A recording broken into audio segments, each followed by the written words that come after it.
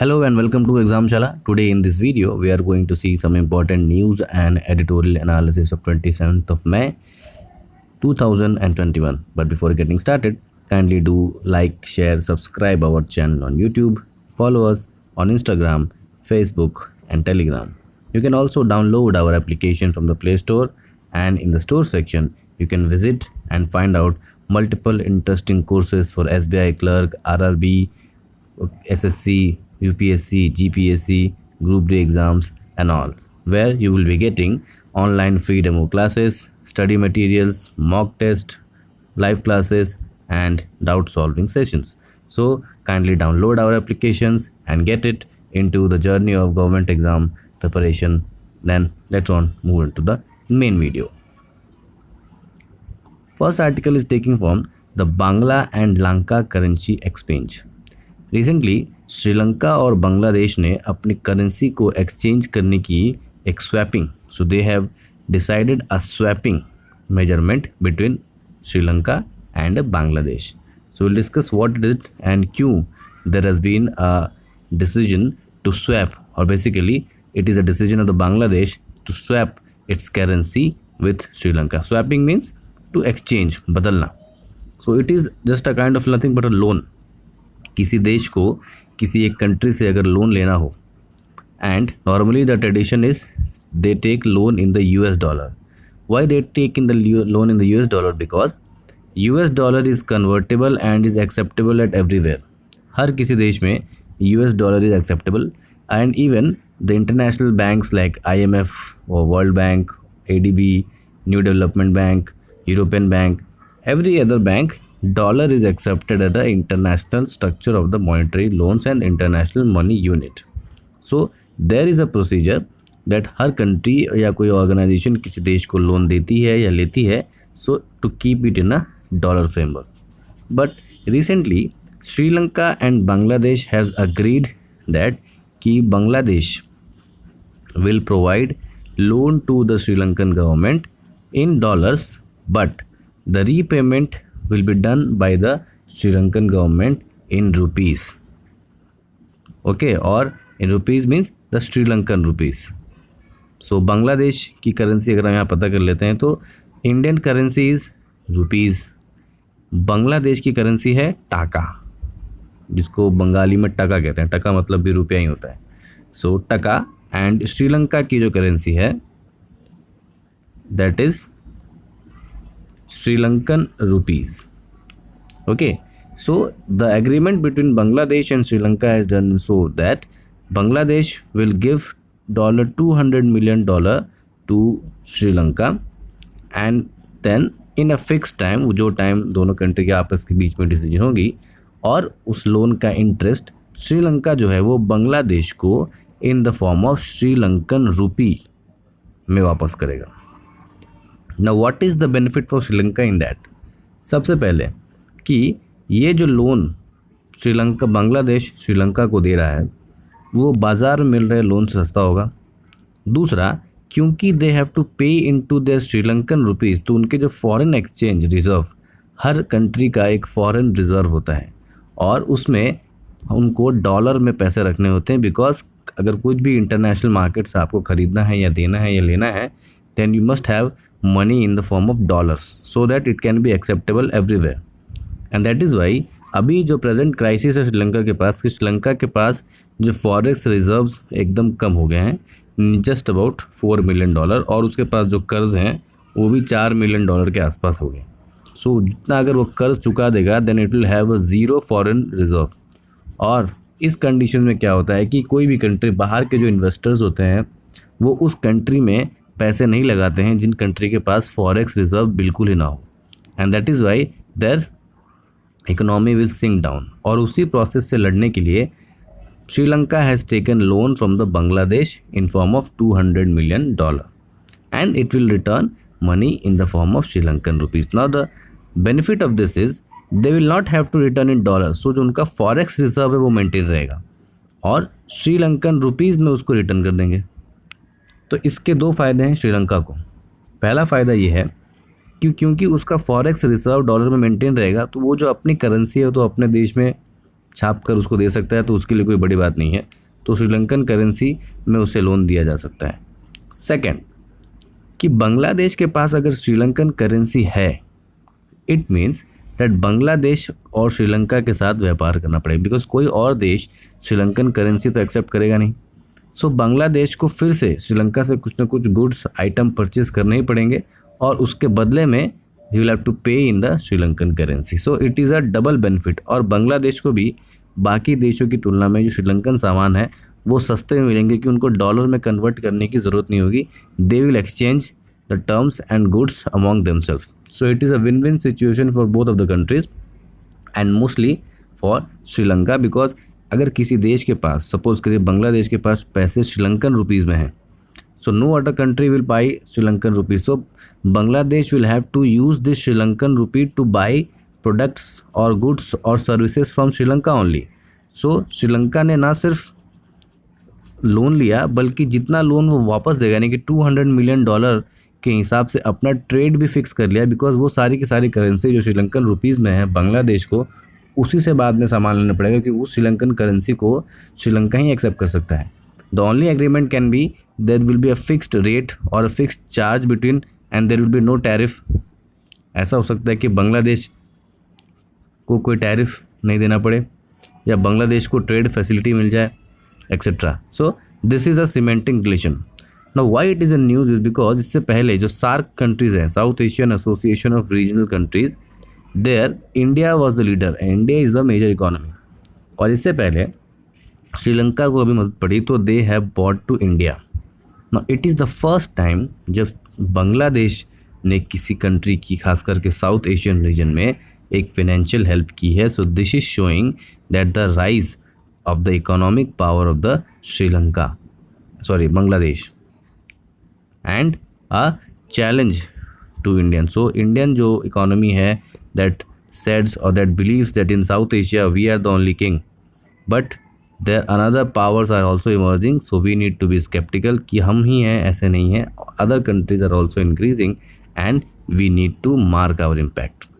So Bangladesh की जो central bank है, that is Bangladesh central bank, in principle ने एग्री किया है that they will give 200 million currency swap. Swap means a exchange between Sri Lanka, so that जो श्रीलंका की जो अभी एक्सटर्नल की डेप्ट प्रॉब्लम है, बिकॉज उन्होंने बाहर से लोन ले रखा है, और बाहर की कंट्री को लोन चुकाने में लिए दे नीड डॉलर्स, और उनके पास अभी उतना ही डॉलर है जितना उनको लोन है।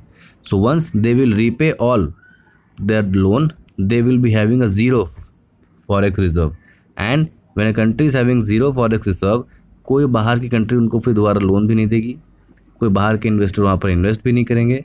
And that is why in order to solve this problem Sri Lanka has asked for, पहले वो इंडिया के पास ही आए थे, बट क्योंकि इंडिया और श्रीलंका में there has been a problem due to the Colombo port. Recently आपको पता होगा कि Indian Sri Lanka relations has been tense over the Colombo port decision.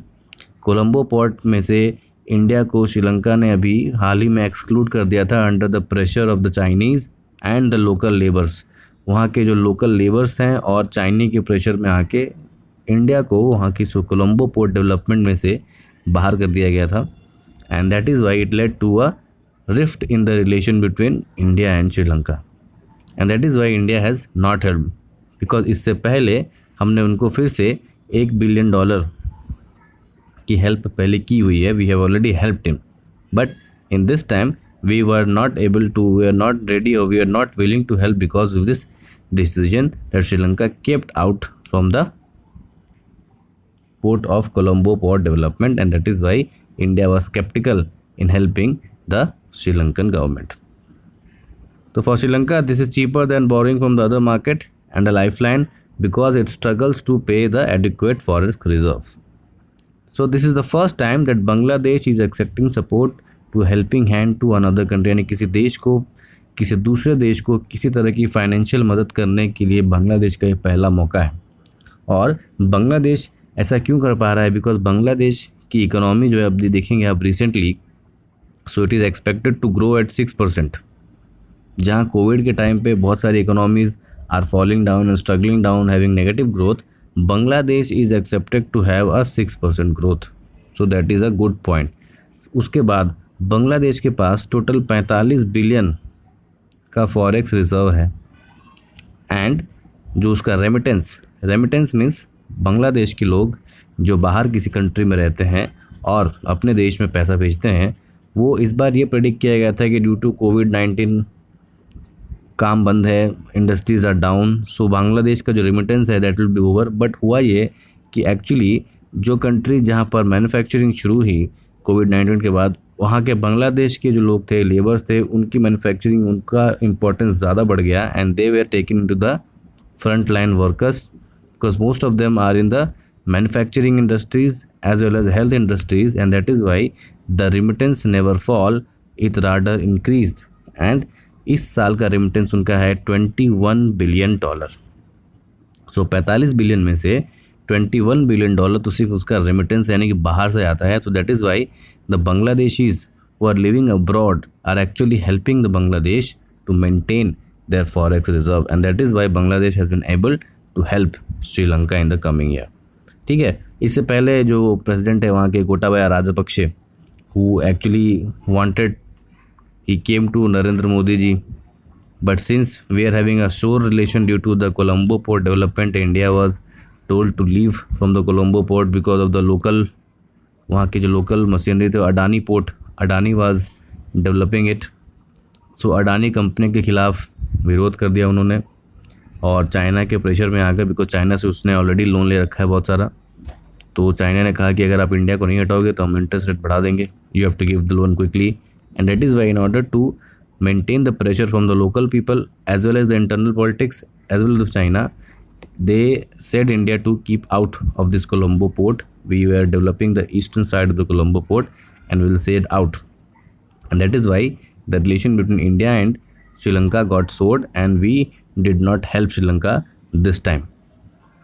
ठीक है, तो रिजर्व बैंक ऑफ इंडिया ने पहले 400 मिलियन का हेल्प उसको अगले साल ज़रूर किया था और जो इसको श्रीलंका ने फरवरी तक चुका भी दिया था, लेकिन इस साल हमने उनकी हेल्प नहीं की because of the soaring tension between Sri Lanka and the India due to the Colombo port development. So ये चीज़ आपको याद रखनी कि इससे पहले श्रीलंका की जितनी भी हेल्प हुई financial, that was done by the reserve bank of India और इनडायरेक्टली इंडिया। सो रिजर्व बैंक ने $400 मिलियन का हेल्प किया था उससे पहले वाले साल में, जिसको श्रीलंका ने फरवरी तक चुका भी दिया था। But in this time we are not और वी आर स्केप्टिकल, हमने थोड़ी देर लगाई and in between Bangladesh came in to play and also our relations due to the Colombo port were not good. Now in order to understand दो GK points को यहाँ हम understand कर लेते हैं जब करेंसी की बात हो रही है। तो पहला कि बांग्लादेश की करेंसी क्या है, तो इट इज़ टाका, और डॉलर के हिसाब से एक्सचेंज रेट क्या है, तो $1 मीन्स 84 टका, और इंडिया में कितना है, $1 means near about 72 rupees. And similarly Sri Lankan currency, तो 1 Sri Lankan rupee is equal to near about 200 rupees. तो देखिए कितना बड़ा डिफरेंस है। दैट इज़ वाई उसको डॉलर में कर्ज लेने में ज़्यादा नुकसान पड़ रहा था and that is why they took loan in the local currency swapping and Bangladesh has given them money. And Bangladesh को भी देखिए जो इंटरनल डिफरेंस है 84 minus 198, so it will also get benefit as well as interest as well as a good relation with the Sri Lanka, जिसकी एक important location है Indian Ocean में, and that can help in further developing of the trade and business and relation inside the South Asian Association of the regional countries। Now we'll move on to the next article. Next article is from the CBI। Julio Ribeiro जो Maharashtra cadre के top DGP रह चुके हैं, बहुत बड़े officer, he has written an article about the newly appointed director of the Central Bureau of Investigation, this is Mr. Subodh Kumar Jaiswal। तो recently there was a controversy regarding it। हुआ यह था कि there is CBI के director को appoint करने के लिए एक हाई पावर्ड सिलेक्शन कमेटी बनती है। उस सिलेक्शन कमेटी में 3 लोग होते हैं, प्रधानमंत्री जी, लीडर ऑफ अपोजिशन।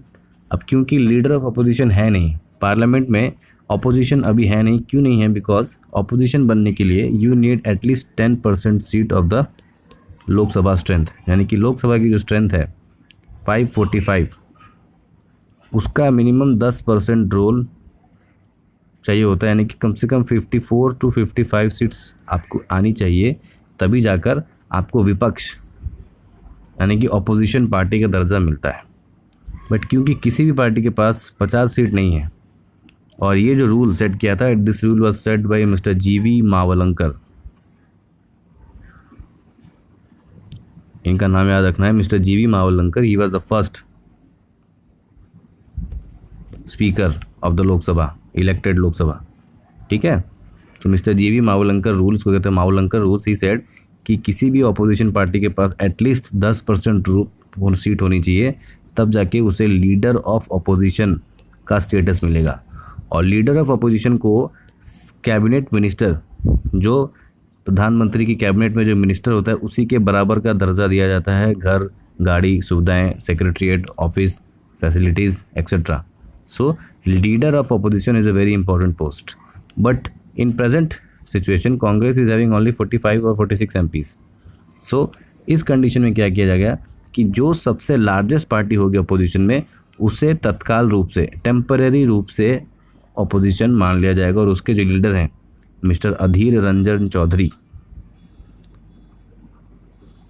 ठीक है, तो he was temporary consider as a LOP यानी कि leader of opposition, and along with that chief justice of India.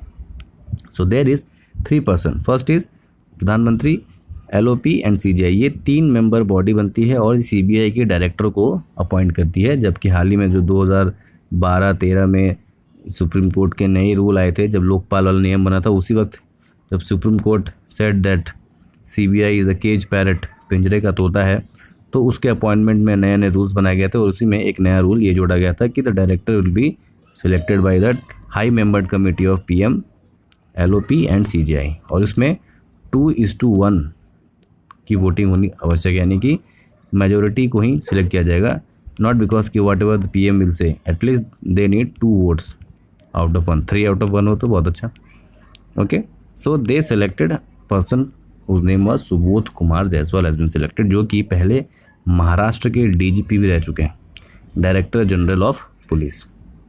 Now there arise the controversy, and the controversy was that government wanted to appoint 2 persons, Mr. YB Modi या फिर mister Asthana, Rakesh Asthana, जो कि दोनों गुजरात, राकेश अस्थाना जो Gujarat cadre के IPS officer हैं, and YB Modi जो कि NIA के डायरेक्टर हैं। तो government wanted to appoint this, but before appointing this the supreme court, the chief justice of India said about a new rule, and this new rule said कि 2006 में एक case हुआ था Prakash Singh versus the union of India, और उस judgement में supreme court ने ये रूलिंग दी थी कि जिस व्यक्ति की 6 महीने से कम की सर्विस बची है किसी भी ऑफिस में, अगर उसके रिटायरमेंट में 6 महीने से कम का समय बचा हुआ है, तो उसको किसी भी नए पोस्ट पर नियुक्ति उसकी नहीं की जाएगी। और इसी वजह से क्या हुआ, due to this 6 month rule, both of the officers mister YB Modi और mister RK Asthana were having left, one has 3 months left, another has 5 months left, and that is why this name was rejected by the Chief Justice of India, and then government को जल्दबाजी में कोई एक और नाम लाना पड़ा, and this new name came as a Subodh Kumar Jaiswal which has been accepted। उसके अलावा एक बात और जान लेते हैं कि जो CBI है, it is not a constitutional body. संविधान में, कॉन्स्टिट्यूशन में CBI का कोई जिक्र नहीं किया गया है। CBI को बनाने के लिए एक दिल्ली पुलिस, पहले ये होम अफेयर यानी कि मिनिस्ट्री ऑफ होम मिनिस्ट्री के एक रेजोल्यूशन से बनी थी, तो जिसको हम कहते हैं कि स्टैट्यूटरी बॉडी। कोई ऐसी संस्था, कोई ऐसी कानूनी संस्था जो किसी कानून के द्वारा बने, जैसे संसद ने कोई कानून पारित किया और उस कानून के पारित होने के बाद कोई ऑर्गेनाइजेशन बनती है, तो that body is called statutory body. Statutory body, ठीक है। और कोई ऐसी संस्था या ऑर्गेनाइजेशन जो कॉन्स्टिट्यूशन में लिखा गया हो, जैसे UPSC, JPSC, ठीक है, IAS की पद, IPS की पद, so these are election commission of India, so these are constitutional body because their role, power and their organisation is coming from directly to the constitution. उसके अलावा जो नॉन कॉन्स्टिट्यूशनल बॉडी है, जो constitution नहीं है, उसी में आती है स्टैट्यूटरी बॉडी, यानी कि जो किसी कानून द्वारा पास की हो, जैसे कि नीति आयोग था, उससे पहले प्लानिंग कमीशन थी। तो these are the extra constitutional body जो किसी कानून से बनाई जाती है, that is a statutory body, यानी कि किसी कानूनी संस्था है न कि संवैधानिक संस्था। तो सीबीआई भी इसी तरह से ministry of home affairs, home ministry के एक रेजोल्यूशन से बनी थी। बाद में उसे Delhi police special establishment act DPSE के तहत शक्तियाँ मिली, और जो सीबीआई है वो Delhi police special establishment act के तहत ही काम करती है। तो ये एक संवैधानिक बॉडी नहीं है, it is a statutory body, ये हमें जानना है। So this was all for today's video. We'll see you in the next video. Till then, stay home, stay safe, wear your mask correctly, get yourself vaccinated. Jai Hind.